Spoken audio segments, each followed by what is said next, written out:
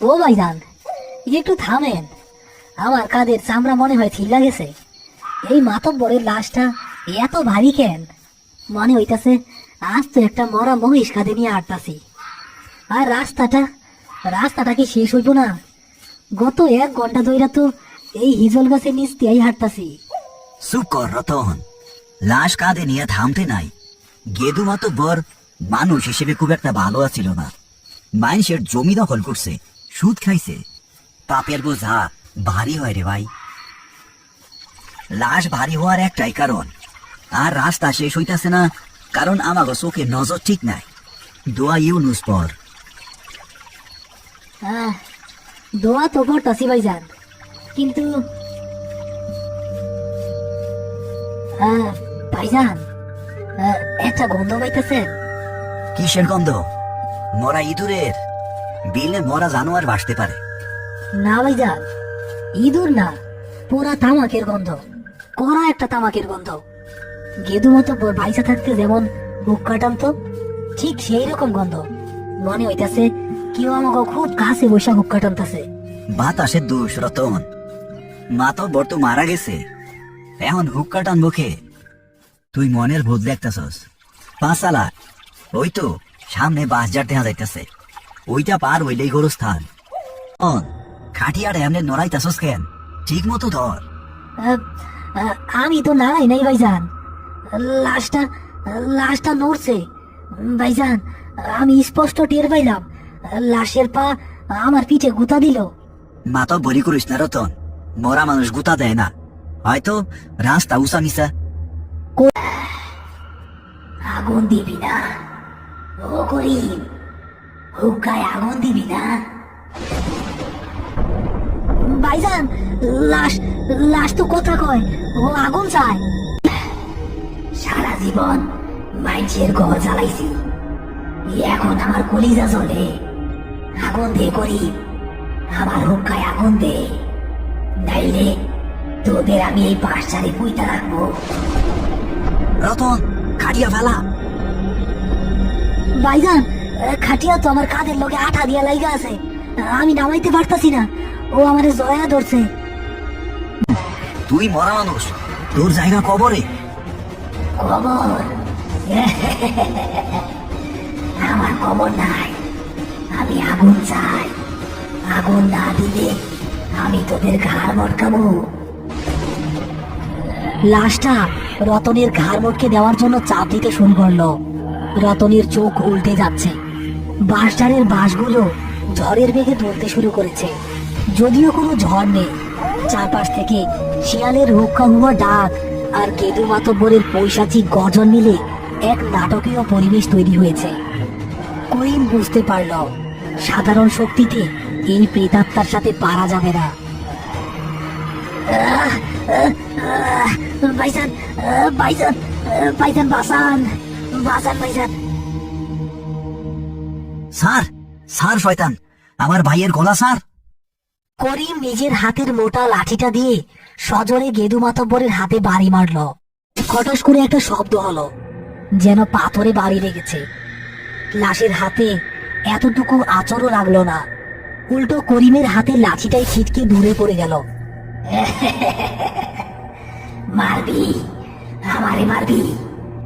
আমি তো মহিলা জ্যান্ত, আমারে আগুন দিয়ে করিম, আমার কলিজা জ্বলে। আগুন না দিলে আমি ওরে সিবাইয়া খাবো। তুই আগুন চাস না? খারা, তোরে আমি আগুন দিতাছি। করিমের হাতে ছিল হ্যারিকেন। সেই দ্রুত হ্যারিকেনের চাবি ঘুরিয়ে সলতেটা একদম বাড়িয়ে দিল। আগুনের শিখা দাউ দাউ করে বেড়ে কাছের চিমনি কালো করে ফেলল। করিম সেই জ্বলন্ত হ্যারিকেনটা লাশের মুখের একদম কাছে ধরে একটা হুঙ্কার দিল। এই নে আগুন, এই আগুনে তোর পাপ পূর্ব। ছাড় ওরে, নাইলে আমি তোর কাফনে আগুন ধরাইয়া দিব। তোর লাশ আর কবর পাইব না, ছাই হয়ে যাইব। আগুনের তাপ লাশের মুখে লাগতেই গেদু মাতব্বর এক পৈশাচিক আর্তনাদ করে উঠল। তার পোড়া তামাকের গন্ধওয়ালা মুখটা কুঁচকে গেল। আগুনের ভয়ে লাশটা রতনের গলা থেকে এক হাত সরিয়ে করিমের হাত থেকে হ্যারিকেনটা থাবা দিয়ে ফেলে দেওয়ার চেষ্টা করলো। সরা, আগুন সরা, জুইলা গেল, জুইলা গেল।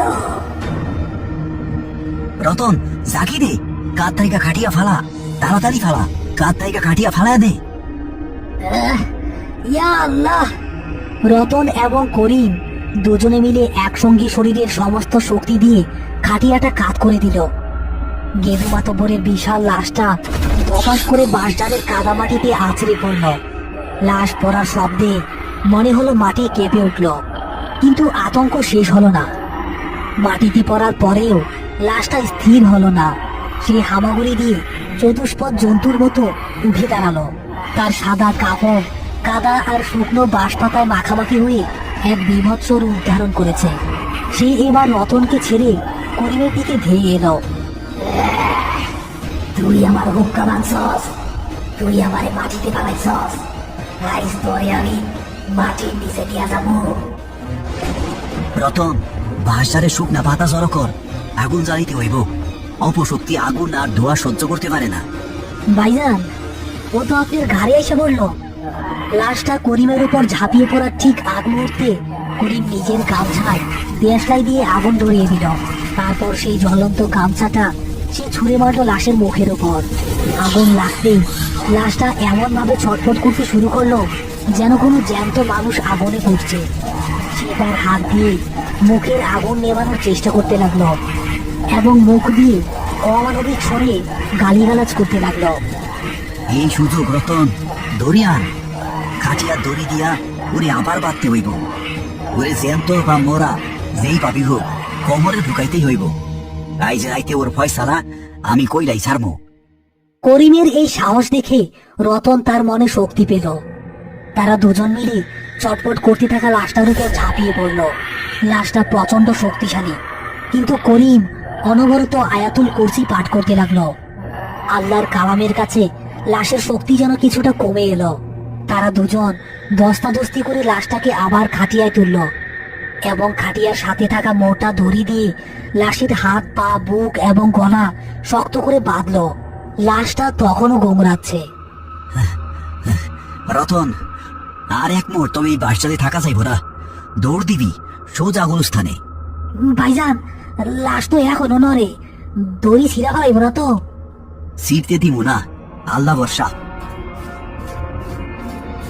তারা খাটিয়া কাঁধে তুলে দৌড়াতে শুরু করলো। বাঁশঝাড় পেরিয়ে তারা যখন গোরস্থানের সীমানায় ঢুকলো, তখন লাশটা শেষবারের মতো একটা বিশাল ঝাঁকুনি দিল। তারপর হঠাৎ করেই লাশের শরীরটা একদম পাথরের মতো শক্ত এবং স্থির হয়ে গেল। গোংরানির শব্দটাও যেন থেমে গেল। কবর খোঁড়া শেষে করিম আর রতন খোঁড়া কবরটার পাশে বসে আছে। তাদের শরীর ঘামে আর কাদায় একাকার। কবরের ভেতর গেদু মাতব্বরের লাশ নামানো হয়েছে। ভাইজান, দেখেন লাশের মুখটা কেমন হা হয়ে আছে। মনে হইতাছে এখনো সে কিছু চায়। সে আগুন চাইছিল, তাই না? তার অতৃপ্ত বাসনা তারে শান্তিতে ঘুমাইতে দিও না। করিম পকেট থেকে তার নিজের তামাকের ডিব্বাটা বের করলো। সেখান থেকে এক চিমটি তামাক আর একটা দেশলাইয়ের কাঠি বের করে লাশটার হা করা মুখের ভেতর দিয়ে দিল। নে মাতব্বর, এই তোর শেষ তামাক। দুনিয়ার আগুনের শখ মিটা। এরপর কবরের আযাবের আগুন সহ্য করার প্রস্তুতি নে। যেই করিম তামাক আর লাঠিটা লাশের মুখে দিল, সাথে সাথে লাশের হা করা মুখটা খট করে বন্ধ হয়ে গেল। মনে হলো সে তৃপ্ত হয়েছে। করিম আর রতন দ্রুত হাতে বাঁশ বিছিয়ে মাটি চাপা দিল। মাটি দেওয়া শেষ হতেই দূর থেকে ফজরের আজান ভেসে এলো।